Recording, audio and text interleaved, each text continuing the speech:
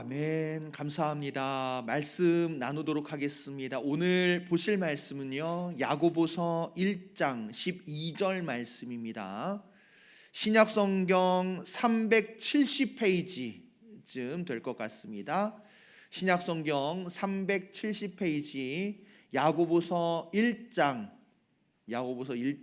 12절 말씀.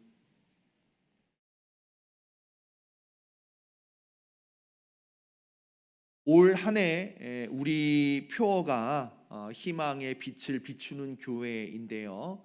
그 행동 성경 말씀으로 야고보서 1장 12절을 정하기도 했습니다.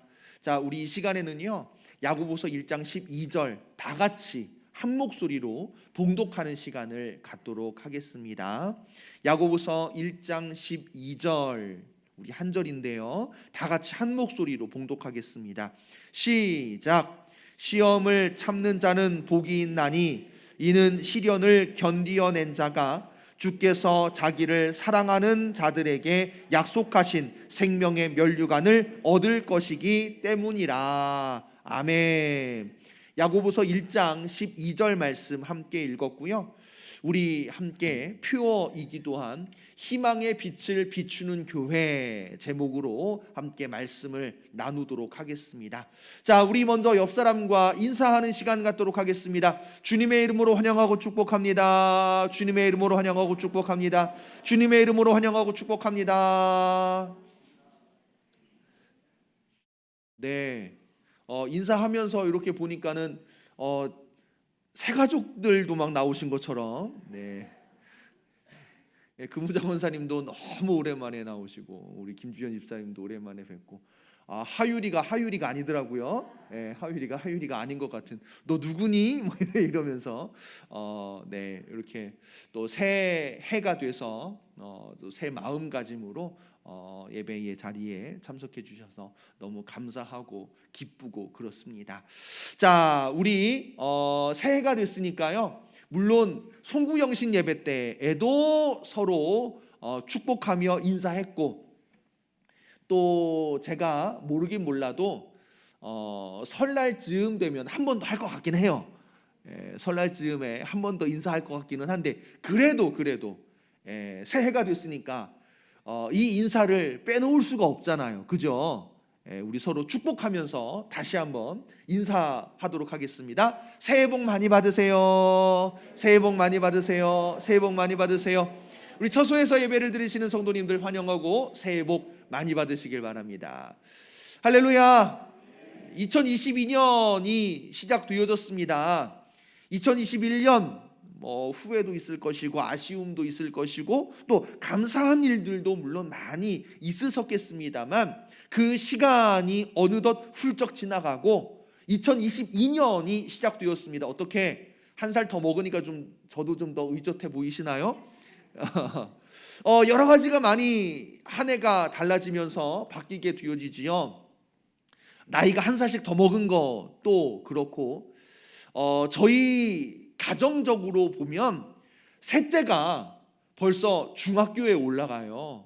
그러면서 교회에서 이제 청소년부가 됐거든요. 그랬더니 위에 언니 둘이 하는 말이, 야, 네가 벌써 청소년부라고? 막 이러면서 이렇게 청소년부 된 것을 안 믿기듯이 인사를 이야기를 하기도 하고 뭐 이랬습니다. 아마 우리 성도님들 가정에서도 또 개인적으로도 여러 가지 바뀌는 일들도 많이 있으실 거라고 생각을 해요. 그 모든 변화, 또 그 모든 달라지는 점 가운데에서도 우리 성도님들 마음에 소원이 있으실 것이고 하나님 앞에 기도하는 것 있으실 거라고 생각을 합니다. 간절히 원하기는 2022년 새해에는 더욱더 건강하시고 우리 성도님들 기도하는 것, 구하는 것, 바라는 것, 계획하는 모든 일들이 주님의 은혜 가운데 성취되어지고 더 많은 열매가 열리는 귀한 역사로 늘 행복한 우리 창록교회 우리 모든 성도 여러분 되시기를 간절히 축복합니다.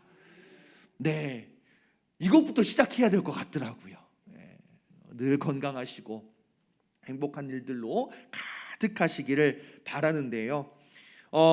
우리 교회적으로도 계획하고 또 소망하는 것이 분명히 있단 말이죠. 우리 성도님들 개개인적으로도 계획하고 소망하는 일들이 있으시겠지만 우리 교회적으로도 소망하고 목표하는 바가 분명하게 있어요.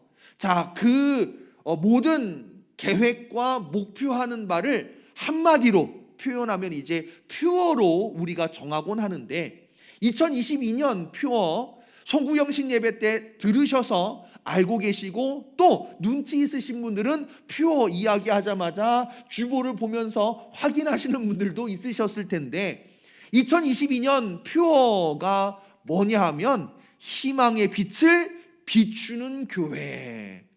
우리가 송구영신 예배 때 선창 후창 하기도 했었는데요, 이왕 한 거 한 번 더 해보면 좋겠습니다. 제가 희망의 빛을 그러면 우리 성도님들 비추는 교회 해주시는 거예요?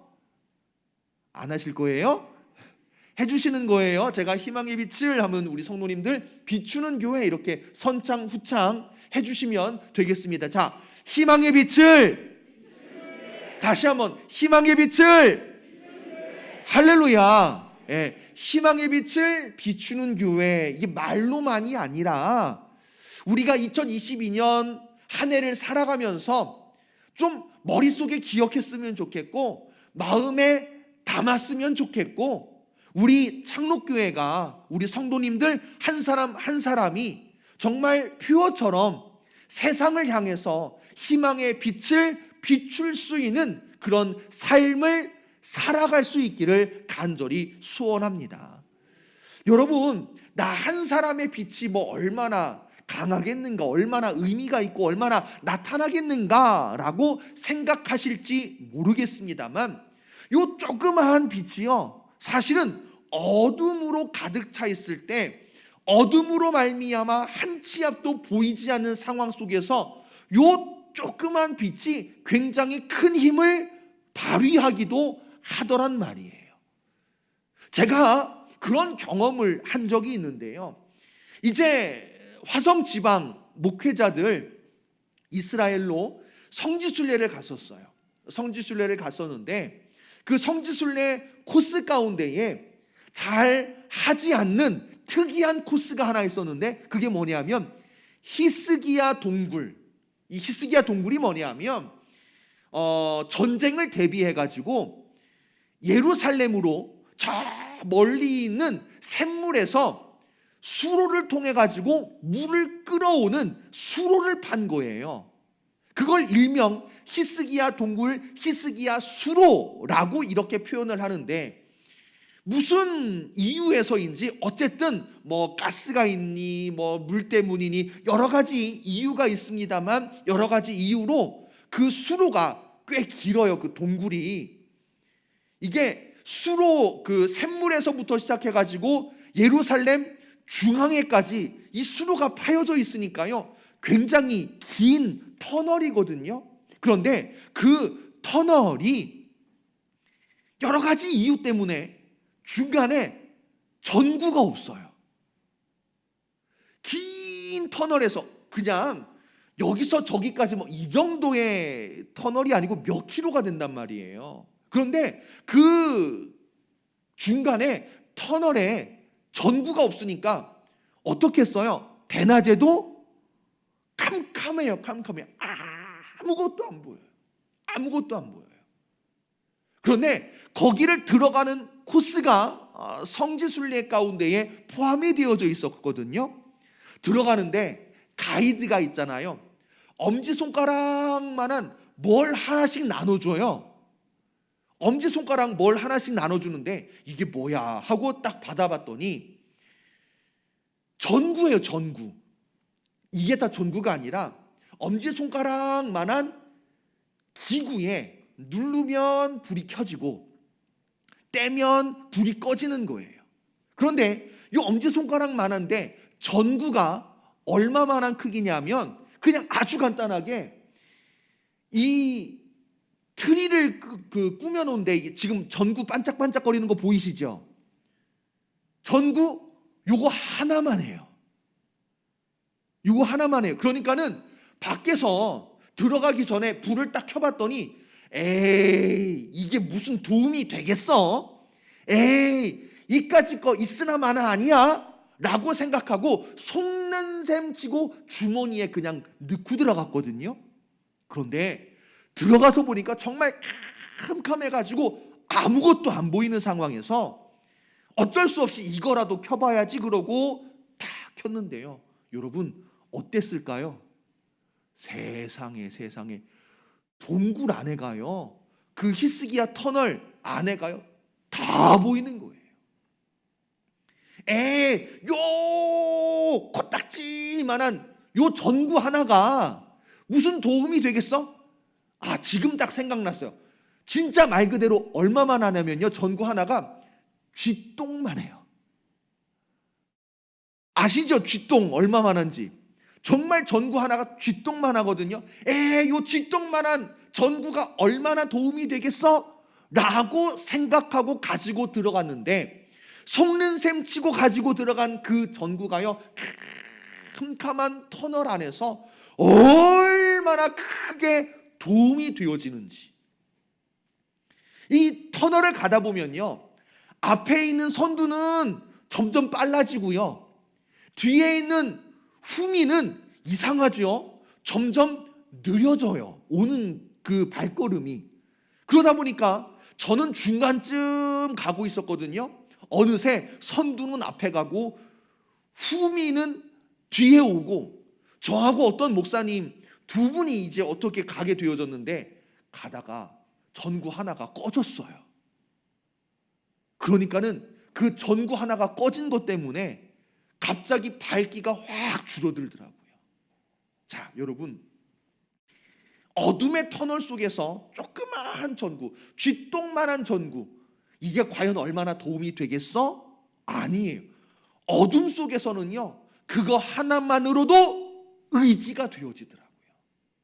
사랑하는 성도님들, 지금 이 시대, 이 땅의 모습을 보게 되어지면요, 가장 크게 다가오는 코로나로부터 시작해서 여러 가지 삶의 문제들, 삶의 고난들, 삶의 시련들, 삶의 어려움들이 어둡게 하고 힘들게 하고 절망을 느끼게 하더란 말입니다.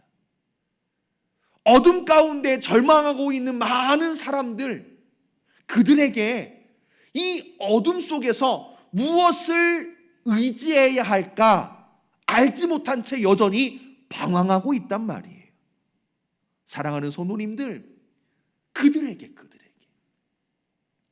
어둠 속에서 한치 앞을 분간하지 못하여 방황하고 있는 많은 세상 사람들, 어디가 앞인지 어디가 뒤인지, 어디로 가야 그곳에 빛이 있는지 터널의 끝이 있는지 알지 못하여 방황하며 좌절하고 있는 많은 사람들, 여러분, 그들에게 의지가 될 수 있도록, 방향을 분간할 수 있도록, 여기가 길입니다, 이곳에 생명이 있습니다, 이곳으로 가야 밖으로 나갈 수 있습니다 를 가르쳐 줄 수 있는 그런 작은 빛이 우리 교회가, 그리고 우리 성도 여러분들이 되셨으면 좋겠습니다. 캄캄한 바다 한가운데에서, 그 캄캄한 바닷길에 어떻게 보면 인도자가 되어주는 그 빛, 그것을 뭐라고 불러요? 등대라고 불러요. 그 등대 불빛을 바라보고, 저기에 육지가 있구나, 저기로 가야 살 수 있구나를 알 수 있는 것처럼. 그래서요, 저는 이제 전도사님한테 시키기만 했어요. 전도사님, 2022년 퓨어 현수막 만드세요. 시키기만 했거든요.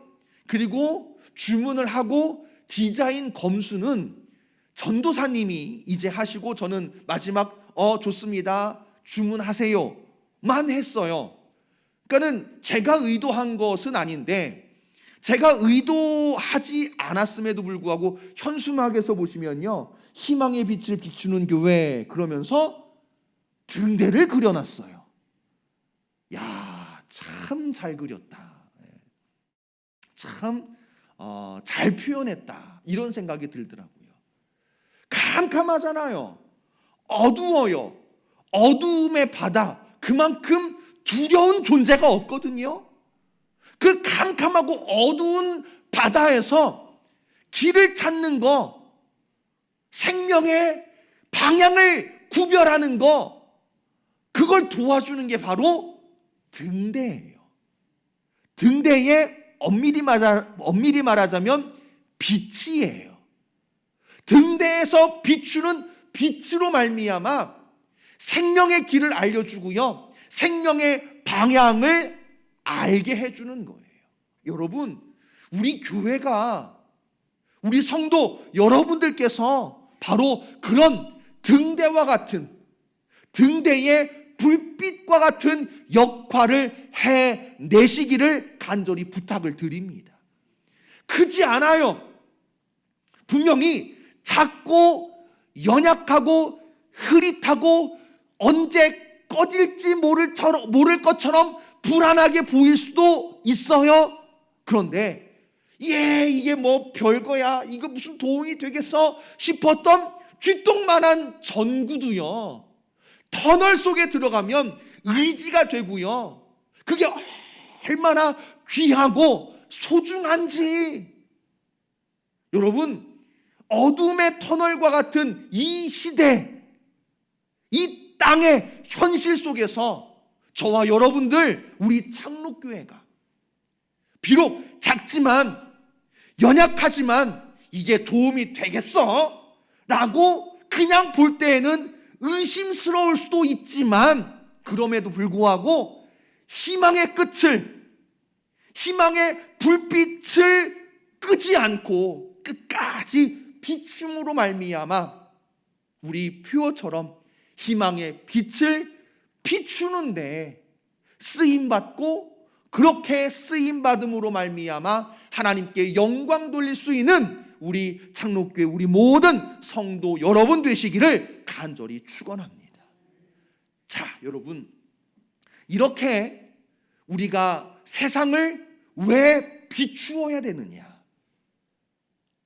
아니, 지금 당장 나 혼자 먹고 살기도 힘들거든요. 남들이 그러더라고요. 내 코가 석자라고. 내 코가 석자인데 지금 세상을 비추고 세상에 희망을 주고, 지금 세상 생각할 겨를이 없어요. 나 혼자 먹고 살기도 힘든 세상이란 말입니다. 그렇게 생각하실지도 모르겠어요. 여러분, 우리가 포기하지 않고 세상을 비추어야 할 이유가 어디에 있냐면, 하나님께서 이 세상을 사랑하시고 이 땅을 포기하지 않으셨기 때문입니다. 우리가 너무나 잘 알고 있는 말씀이 있잖아요. 요한복음 3장 16절, 하나님이 사랑하셨대요. 누구를? 하나님이 누구를 사랑하셔서? 그렇죠, 하나님이 세상을 사랑하셨대요. 세상을. 어떻게, 어디까지 사랑하셨대요? 독생자를 주시기까지. 하나님이 세상을 사랑하사 독생자 예수 그리스도를 주셨으니 할렐루야. 여러분, 하나님께서도 포기하지 않고, 여러분, 이 땅이 얼마나 하나님을 실망시켰고 하나님의 마음을 아프게 했습니까? 백성들뿐만 아니라, 이스라엘 백성들뿐만 아니라 많은 세상, 많은 사람들이 하나님을 실망시켰고 하나님의 마음을 아프게 했습니다. 그럼에도 불구하고 하나님은 이 땅을 포기하지 않으셨고, 이 땅에 등 돌리지 않으셨고, 이 땅을 여전히 사랑하셨다는 거예요. 이 세상을 여전히 사랑하셔서 그 사랑의 증거로 누구를 보내셨다고요? 독생자를 주셨다는 거예요. 예수 그리스도를 보내셨다는 거예요. 왕으로 보내셔도 됐는데, 그런데 왕의 모습이 아니라 종의 형상으로, 낮고 천한 종의 모습으로 이 땅 위에 오셔서 죽으시기까지, 생명을 다 바치셔서까지 사랑의 증거를 보여주셨다는 겁니다.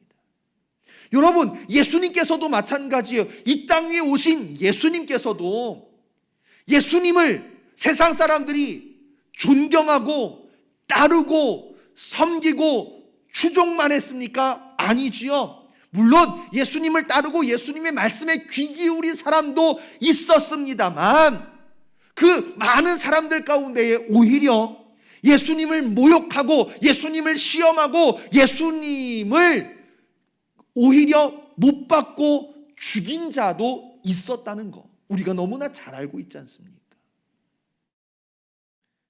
그런데 예수님께서 십자가에 달려 죽으시면서,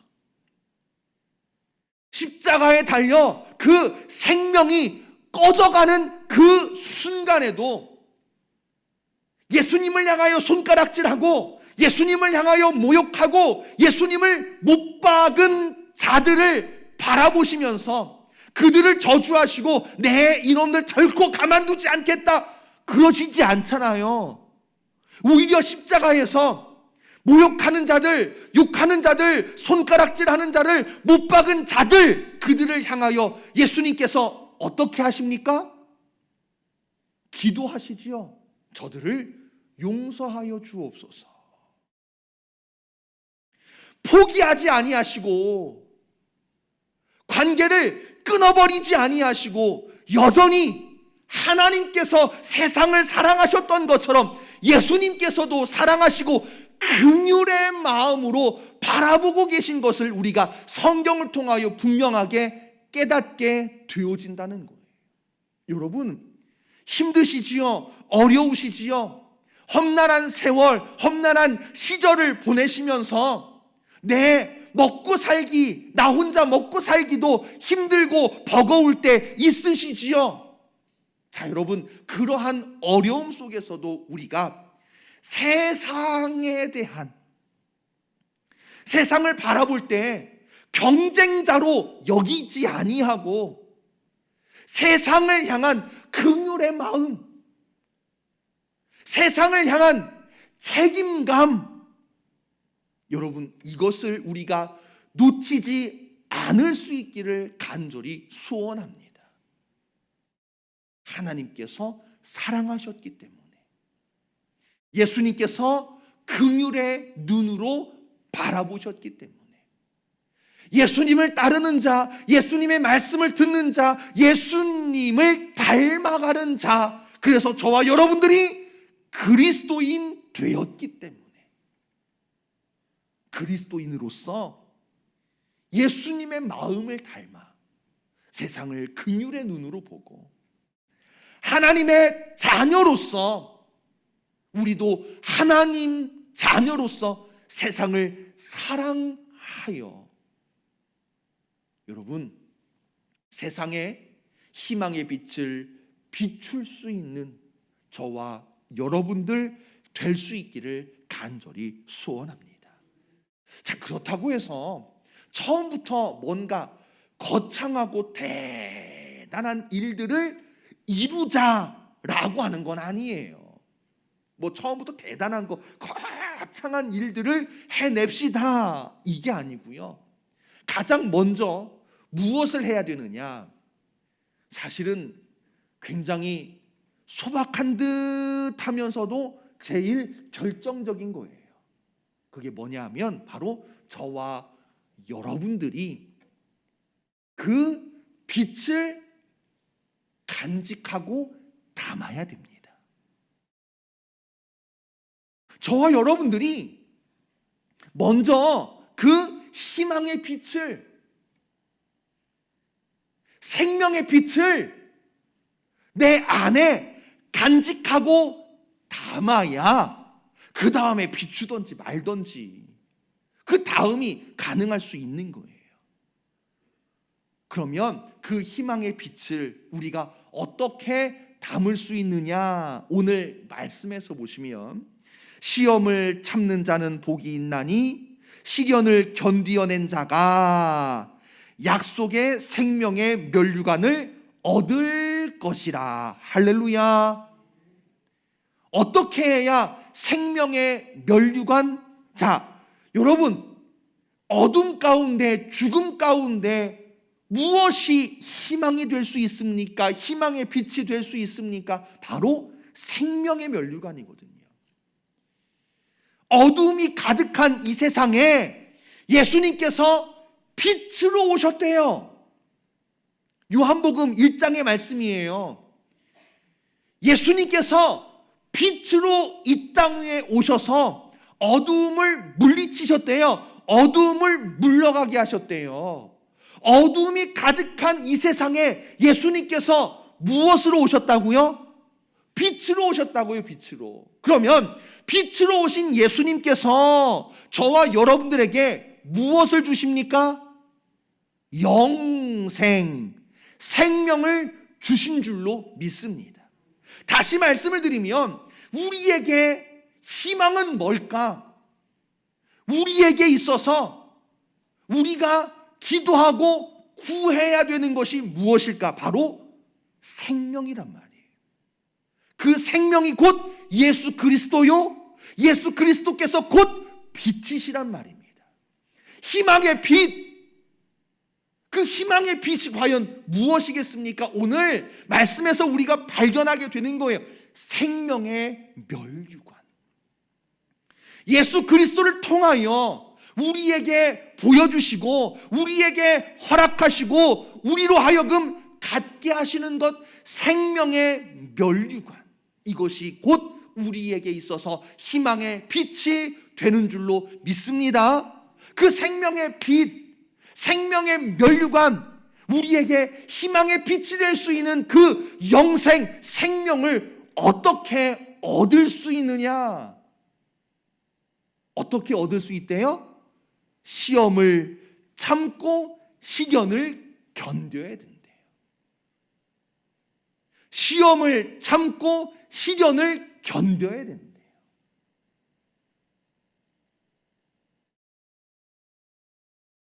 지금 졸음의 시련이 여러분들을 힘들게 하십니까?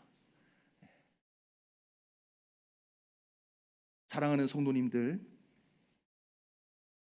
세상에서 우리가 살아가다 보면 시험과 시련, 고난이 우리를 힘들게 할 때 분명히 있단 말입니다.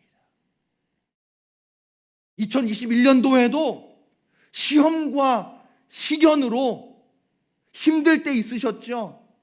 절망적일 때 있으셨죠?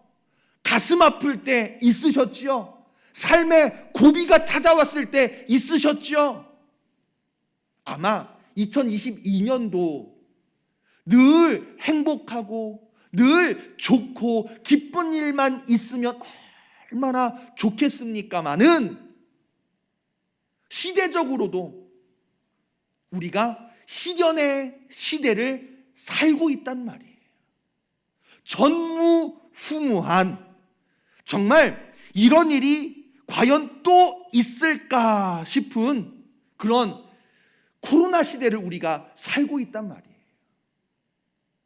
여러분, 이 시대에, 시련의 시대에, 고난의 시대에, 그 시대를 견뎌내야 약속하신 생명의 면류관을 얻을 수 있다. 오늘 말씀은 우리에게 가르쳐 주고 계십니다. 남들 끌어가기 전에, 남들 붙잡고 끌어가기 전에 일단 여러분, 우리부터 견뎌야 돼요. 우리부터.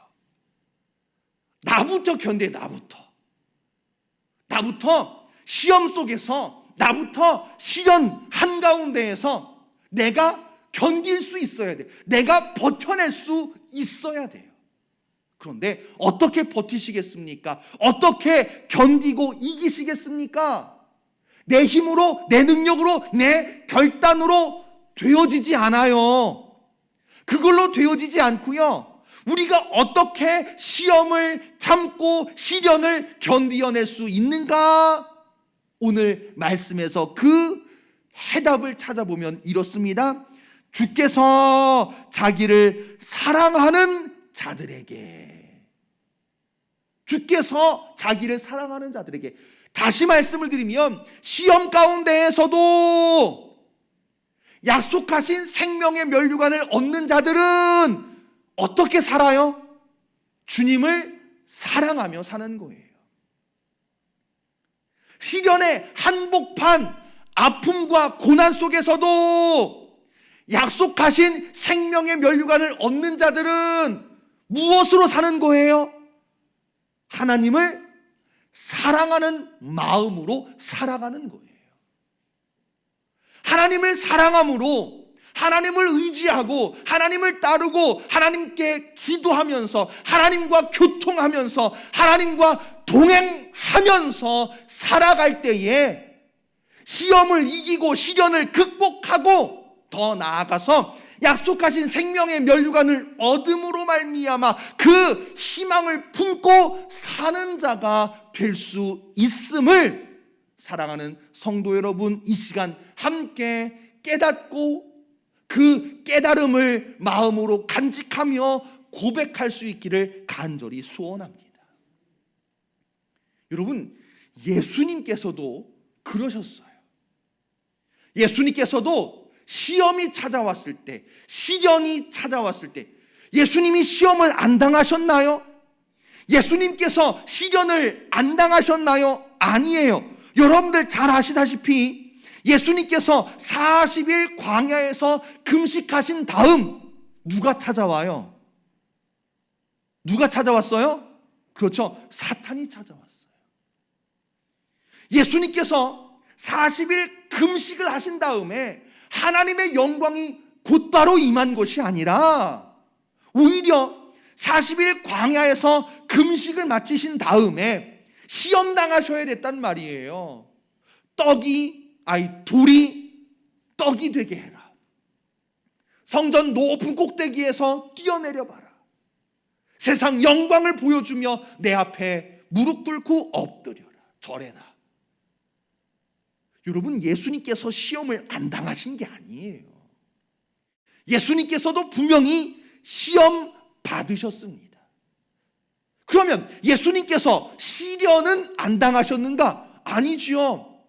예수님께서 가는 곳마다 예수님을 시험하는 자들이 있었고 예수님을 모욕하는 자들이 있었고 결국에는 예수님께서 십자가에 못 박혀 죽으셨지 않습니까? 자, 그런데 여러분 잘 보세요.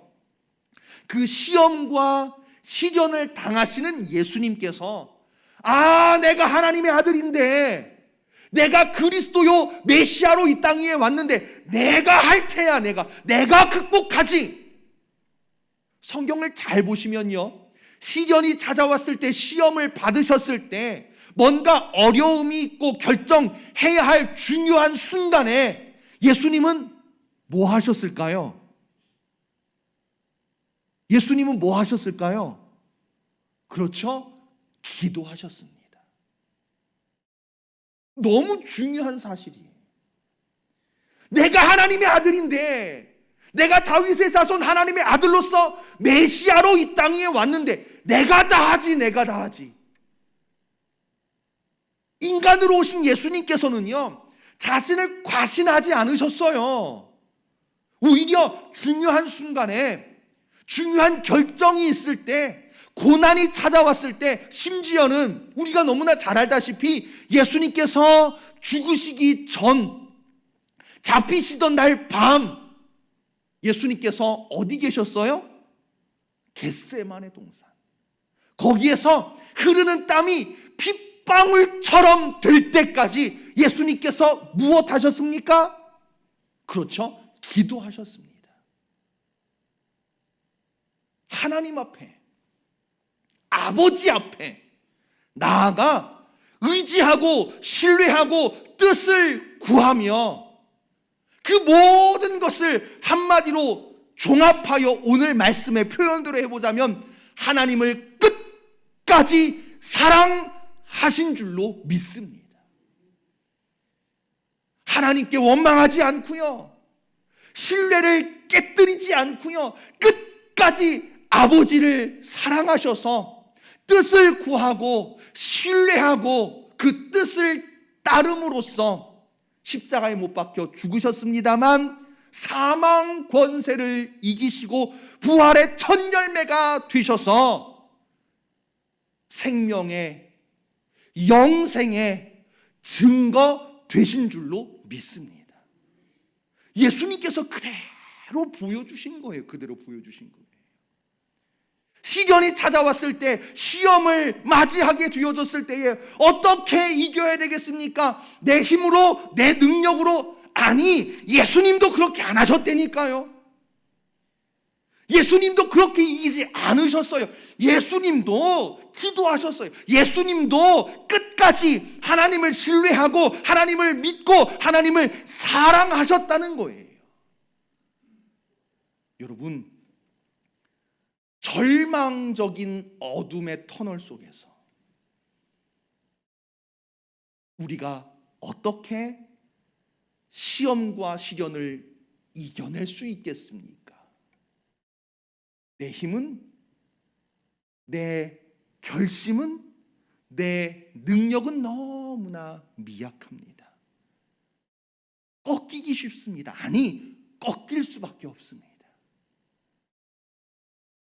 하나님을 바라보시고 하나님을 믿고 신뢰하시고 하나님을 온전히 사랑하심으로 말미암아 시험을 참고 시련을 견디어 약속하신 생명의 면류관을 얻으시는 주인공 되시기를 간절히 축복합니다.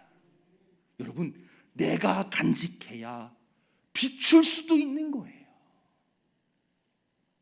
내가 빛을 품어야 비추어 줄 수도 있는 거예요. 여러분, 일단 우리 이 힘든 시기 2020년부터 줄곧 우리를 괴롭히고 있는 코로나 시대, 코로나로 인하여 경제적으로 더 어려워지고 있는 이 시대, 내가 더 많이 가지려고 내가 욕심내므로 그렇게 해서 이겨낼 수 없어요. 하나님을 신뢰하시고 믿으시고 하나님을 끝까지 사랑하심으로 말미암아 약속하신 생명의 면류관, 그 소망 가운데 살아가시고 그 생명의 면류관, 희망의 빛을 품으심으로 말미암아 여전히 절망 가운데 헤매고 있는, 방황하고 있는 세상 많은 사람들에게 여기가 길입니다. 이곳으로 가야 합니다. 세상 사람들을 비추어 줄 수 있는 우리 창록교회, 우리 모든 성도 여러분, 그래서 2022년 희망의 빛을 비추는 교회요, 성도로 하나님께 쓰임받고 하나님께 기쁨 드릴 수 있는 우리 모든 성도 여러분 되시기를 간절히 축원합니다.